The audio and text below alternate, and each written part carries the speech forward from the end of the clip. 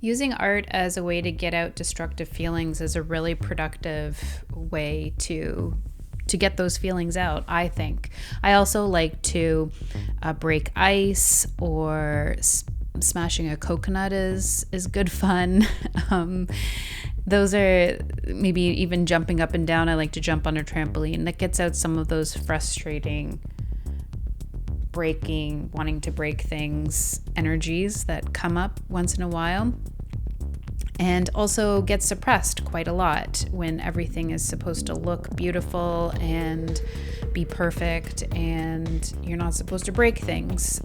Those energies can get suppressed, and so that is definitely what happens to me. They get suppressed, and then they come out in art when I don't want them to necessarily. And so today I tried just getting that destructive energy out on a piece of paper, and it felt good, but I might try it again, I think, because this felt really good, because at times I liked what was happening and at times I didn't, and it felt really nice at the end. I rip up the paper and that felt really good.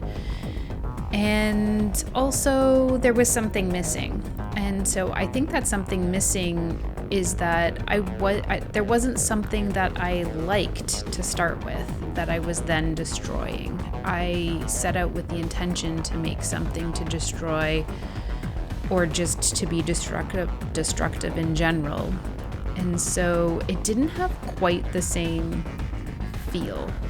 And so I'm going to try again with destroying something that I actually like.